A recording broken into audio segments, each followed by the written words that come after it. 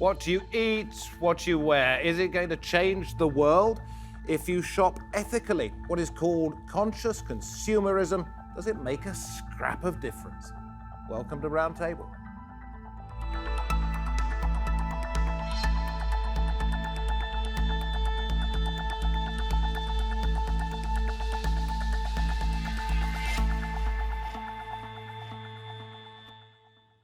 And a very warm welcome from me, David Foster. It is not just food and clothes. Everything you have bought or given should be owned with a view on where it came from and what that did to the planet. It is a growing movement, but there are some serious skeptics.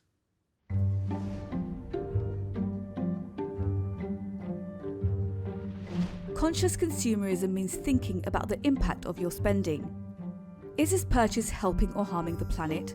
Is the company environmentally responsible? Is it committed to social equality? When you feel like your choices can help, fashion, travel, beauty, and dining out can become more fulfilling. A recent study by Nielsen found that 66% of global consumers are willing to pay more for sustainable goods. But they don't always put their money where their mind is. In the UK, for instance, $178 million worth of clothes end up in landfill each year. When it comes to important issues like the environment and social justice, many people say it is governments, not individuals, who have the real power. So does being a conscious consumer make a difference? Time to introduce the guests today around the table. Thomson from the Fairtrade Foundation, Sian Conway here too, an ethical marketing strategist. Professor Giana Eckhardt is here, an expert on sustainability from Royal Holloway University of London, and Besma Whayeb, creator of the Curiously Conscious Lifestyle blog. Great to have you all here. Giana, you first of all, you've written a book about this and you call it all a big myth. What is the myth? Yeah. So the book is The Myth of the Ethical Consumer, and what we were able to show through our research is that although consumers say that they care about a lot of these issues, whether their clothes are made using sweatshop labor, the carbon footprint of the production of their clothing, it rarely corresponds with their buying behavior. So there's a very large attitude behavior gap between what people believe and how they actually purchase. That sort of seems to imply to me that it's virtue signaling, that people are saying that they want this to happen but aren't prepared necessarily to pay the price themselves. I would agree with that. I think in many cases morality stops at the pocketbook and it is virtue signaling. I think in addition to that, it's also competing values. So when I decide, well, I could buy food that is organic, but maybe it's shipped from Spain, or I could buy food that's made locally in the UK, but it's not organic. So how do I know which one is better? Besma, you were nodding there and I expected you to disagree vehemently with everything that Giana was going to say, because this is your bag, so to speak, isn't it? This is what you want to do. So what was the thing that made you nod? I think you raised a very good point in saying that there are different values, and as a consumer it can be incredibly confusing to choose whether you want organic food, whether you want fair trade food, whether you want to purchase food that's in a plastic bag, and all of those tie up into a kind of, you're stuck in the supermarket looking at your food and going, I don't have time to make a decision right now. I'm just going to pick up what's easiest, usually what's cheapest as well. So I do think there needs to be a big education around all of these and what they symbolise. Are you virtue signalling? In other words, sort of shouting from the rooftops how good you are, when in fact... I don't believe so. I've been writing my blog for 5 years now, and before that I've been interested in more of the sustainability side around food, agriculture, and then that's gone into fashion, beauty, travel, all aspects of lifestyle. I think it takes a lot of research, and fortunately for me, I've had the time. I've been part of... Do you make a living out of it? I do indeed, yes. So I've been full-time since November 2017. I've been writing about ethical consumerism across a vast variety of different subjects since then. And there definitely is a big outcry and calling for this. People want to know more about it, but they don't have the time or the energy to go on researching it. So I think we do need to be out there talking about it and simplifying it. I'm not questioning your motives, but we will examine them in a little more detail in just a moment. But Catherine, I want to say to you, it's not just about time, it's about price as well. And you said, didn't you, that people will possibly go for the cheapest thing if there's a lot of choice. Yeah, now, it's more pricey to do it this way. Not necessarily. I think that you've obviously really kind of pulled on a really great point there in terms of actually how complicated and confusing it can be for consumers to understand all the different complications within supply chains. Supply chains are very, very complex. And that's why kind of we at Fairtrade really feel that, you know, looking for the mark is really kind of what gives consumers confidence that farmers at the beginning of the supply chain have been given a fair deal, and also there's a lot of components of sustainability that come with that. However, we checked just before this programme on the price of 6 bananas at Tesco, ordinary bananas, and 6 Fairtrade bananas. 90p for the ordinary ones, £1.39 for the Fairtrade bananas. A rise of, what, nearly 50p? Nearly 50p, almost half as much again. Again, this kind of comes back to just how complex supply chains are. If you go to other retailers, that price difference might not exist, it might not be there. Fairtrade's really about looking at rebalancing trade and looking at kind of how trade works differently. The bananas that you found may also have been organic. They may also have had other kind of features. But my point is, they're generally more expensive. Not at all. Fairtrade's about making sure that a farmer has been paid a minimum price as well as a small extra premium, and then through the rest of the supply chain, that may be additional cost to the consumer, but not necessarily. It's just about the price that goes to the farmer and making sure that they've got that minimum price and extra money for the farmer to make the most sustainable choices when they're growing their crops. Okay, Charlotte, it's confusing, isn't it? It's really confusing. We may all have the best of intentions, yeah? But you look at something and you think, well, that's going to cost me a little bit more, or I don't really know the story behind this. How do we simplify it? So I think we've become really disconnected from where our things come from, where our food is grown, where our clothes are made. And what we've lost sight of in that system is that there are people involved at every stage. And if you take fashion, for example, you can go and buy on the high street now a T-shirt for £5 that's made of cotton. Well, a farmer somewhere has grown that cotton, someone has sewn that T-shirt. It's not made by robots, it's made by people. But the system is set up that actually the people that pay the price aren't the consumer, they're the people at the other end. So the exploitation in the supply chains is causing cheap products to be made as a result of exploitation. And as consumers, we don't know where to go with that because we don't know what the brands are doing. There's not enough transparency. We don't understand the supply chains because they're so complex. Does that mean we have to have more regulation so that the sweatshop labour doesn't end up on our table? Or not just on our table, but on our bodies as well, in terms of the T-shirt. We have to have regulation.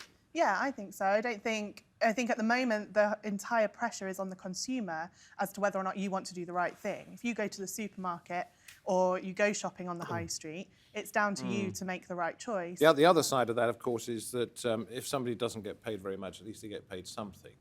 And if I don't buy that T-shirt, they don't get anything at all.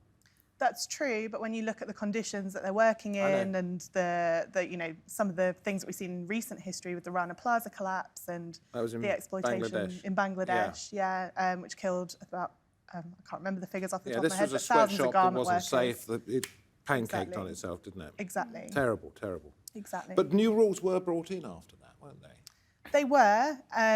It's controversial as to how much that's been enforced and what happened. I think what really kind of sparked the movement that came out of that, the fashion revolution movement, that caused consumers to start asking who's making my clothes and really starting to put pressure on the brands. The most shocking part of that was that actually a lot of the brands don't even know what sweatshops or what factories are in their supply chains because their supply chains are so complex and there's so much subcontracting going on. Okay, let's go to Besma and ask you this. Is that the sort of thing that you think you are able to change? I believe it's about changing the awareness around that. So raising the point that the clothing that we're wearing, probably all of us right now, are wearing some form of clothing that has been made in sweatshop or unfair conditions. And that's not going to change very quickly. That's going to take a long time to change. We're starting to see high street retailers being more transparent about their supply chain. You'll find even places such as H&M are being more conscious about the factories they're working with. You can't tell, and that's the issue. We as consumers need to say, we're smarter than this, we know there's issues going on, we want to purchase from businesses that give us the full information about our clothing, about our products, so we can make an informed choice. Okay, I understand some of what you've written down here, because I've got some notes. Okay. And I want to understand how this fits in with ethical consumerism. Going to organic food markets, I get that. renting out my clothes or renting my clothes, I'm not sure Indeed. which it is, but visiting luxury spa hotels. Oh, this is it. You've got to combine the fact that we have ethical and fair options with a lifestyle that's also something that you aspire to have. I don't think we can sell ethical consumerism anymore as tree huggers, as people wearing caftans that are made of linen. That doesn't cut it. That hasn't been cutting it since, the 80s. We aren't seeing that work. And personally, I don't want to be part of that or say that's the sacrifice I'm making. We want to find options that are just as good, if not even better, than what's already available, and talk about them and champion them. I sort of get it, Giana. What's going wrong here, in your opinion? I think, well, first of all, there's very little research to show that higher levels of awareness actually change people's behavior. There's been, after the Rana Plaza collapse, for example, there was no reduction in people purchasing from H&M and The Gap and the various companies that were involved in that. So awareness, I don't think, is really the key to behavior change. But I also think that we can't buy ourselves out of the climate crisis that we're in right now. I don't think it's necessarily about, well, if I buy this rather than this or go to this spa rather than that spa, that's necessarily the best way to address a lot of the very urgent, the urgent need to reduce carbon outputs, for example. And so... Because we're not just talking climate change, we're talking about working conditions. Yes, and that as well. How do you go about moving to a nicer world, I suppose? It's as simple as that. In my view, I think that consumers have really been responsibilized for this in a way that they should not be. I don't believe, to echo what's been said before, is that when we go to a store deciding which T-shirt to buy, that what is going to happen is based on our decisions. This is a responsibilization of the consumer that has happened because governments and even companies themselves have been trying to push that responsibility down. And I think taking that responsibility back up. Do you mean made to feel guilty? Yes. Or is it just a part of it? Well, I think it's made to feel guilty is definitely a part of it, but I'm not even sure how guilty people feel. If we think about which stores are doing the best on the high street, we think of Primark, for example, which is really thriving. And so I'm not even sure. We should point out that Primark is very low cost and quick turnover, and Yes. therefore you're suggesting that it hasn't come from necessarily the most ethical sources. Is that fair? I think the people who are interested in purchasing ethically, they are definitely out there, and they are a small niche, in particular in fashion. And a lot of that has to do with the fact that clothing costs more, typically. And bananas, as we said, a niche. It ain't mainstream. That's the problem, is it? So it's really not. It is mainstream. There are over 4,000 products available today with the Fairtrade mark on it. Fairtrade's been around for over 25 years, and we work with all of the major retailers. You can buy Fairtrade products everywhere you go, and it is very much the mainstream. It's an easy choice that you can make, and we do see that. I think over 80% of consumers last year made ethical purchases when they went to shop in their local supermarket.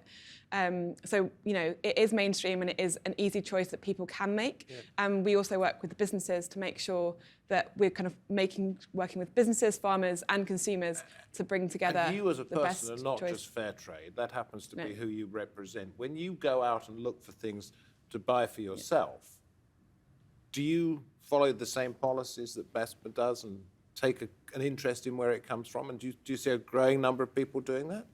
Yeah, I think kind of where it comes from is really interesting, but it's so much more complex. I think that's the challenge. So we've been kind of looking at, for example, flowers from Europe versus that are grown in a greenhouse versus flowers that have come from Kenya and Ethiopia.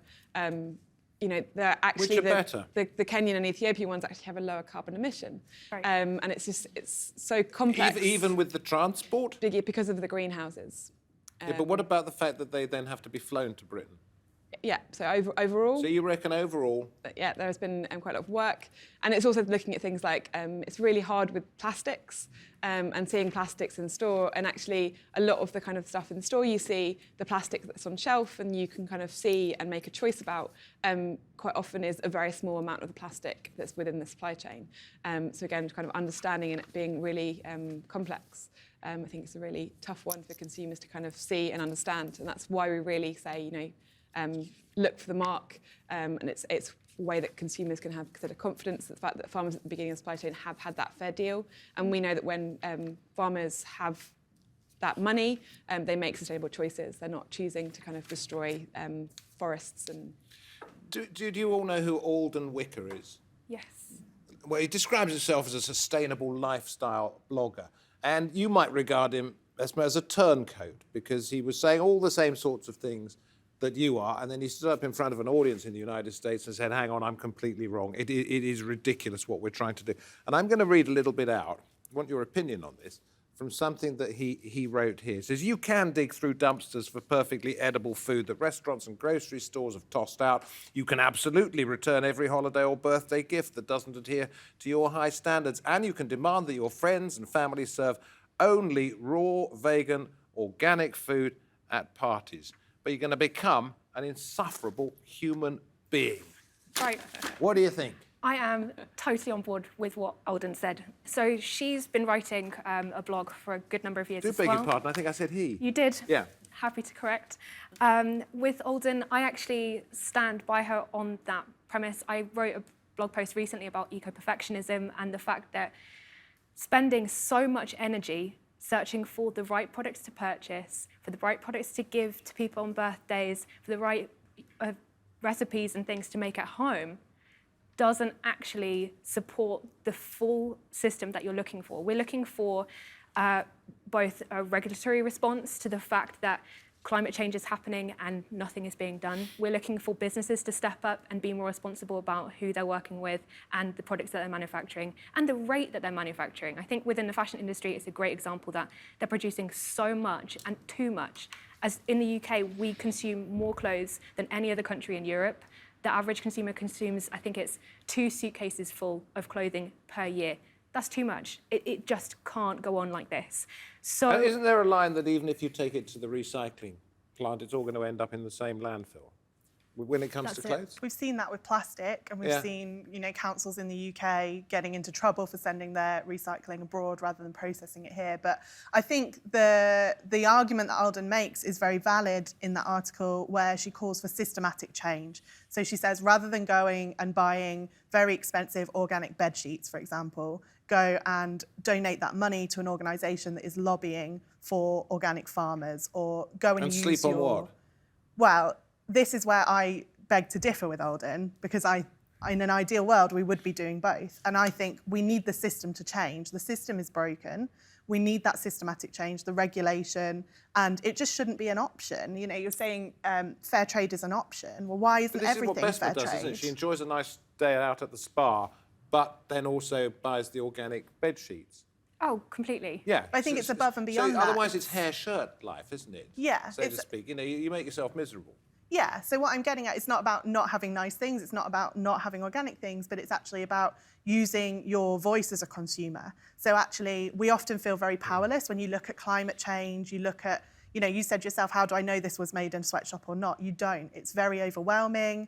You can feel quite disempowered. But what we forget is that actually we have the spending power, and that's whether the companies want to be ethical or not, they want us to spend money with them. So they're going to do how we vote with our wallets. Yeah, whatever you want, Gianna, and then I've got...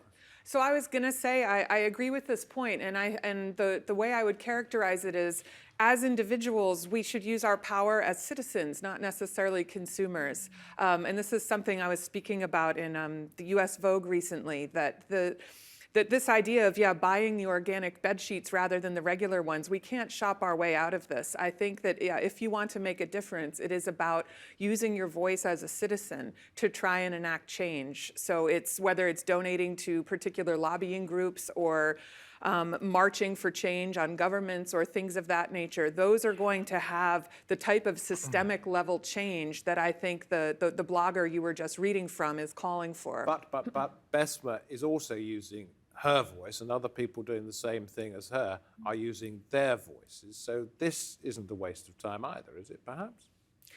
No, I mean, I imagine that being able to connect with people who might not look towards more governmental or nonprofits, but might look to lifestyle bloggers. It's a way to connect with a different audience, I think, about these issues. Do you come across a lot of people who are doing this just because it's a stage in their life, because it's a fad, because it's, in a sense, a bit like veganism? It's interesting. You know, and a lot of vegans aren't vegans. Well, they won't be this time next year. It really depends. I think if we've got a good movement going, whoever is welcome to join. And I think everybody who is making a change to be more eco-friendly, to look at the ethics of the items they purchase, should be welcomed into this community and also be encouraged to continue with that.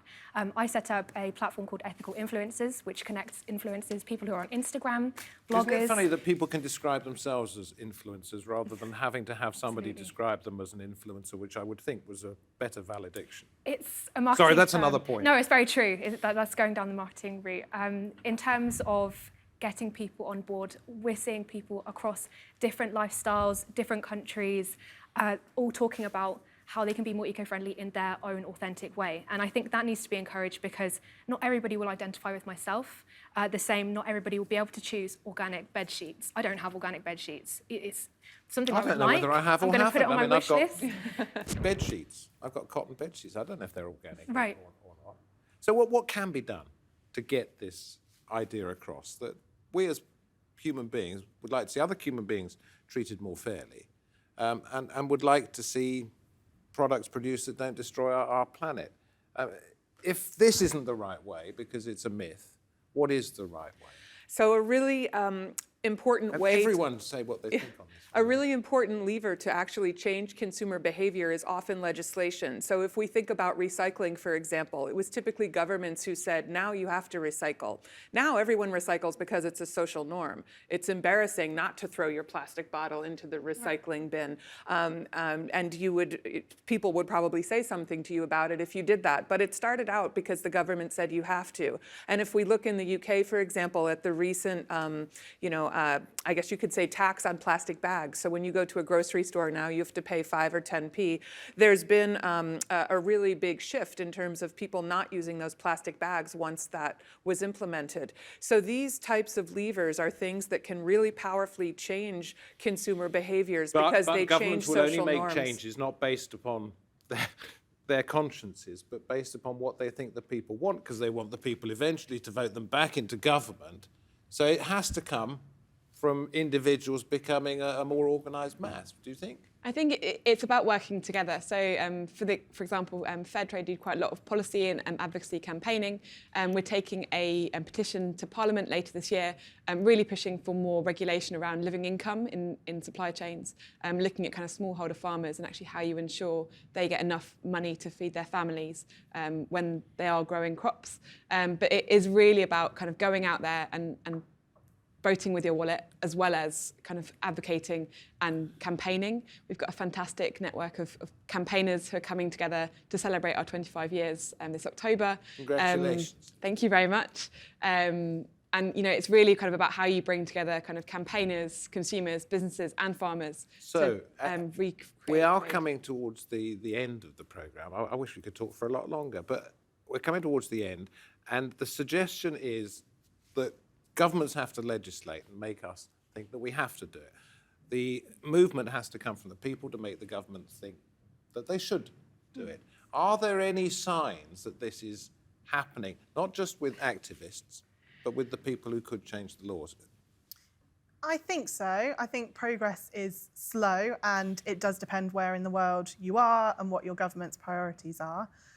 Unfortunately, in the UK, we've just seen the government reject the review on fast fashion and its environmental impact. So that feels like a step backwards. So help us with that. The review was what, a government-ordered review or a parliamentary review? So it was a parliamentary review into fast fashion and its environmental impacts. They talked to some of the major retailers. And it said what? It made 18 recommendations, which included a tax, a 1p tax on fast fashion garments, legislation around recycling of garments, and then they said, and they've rejected all 18 of the recommendations. Because it's not a vote winner?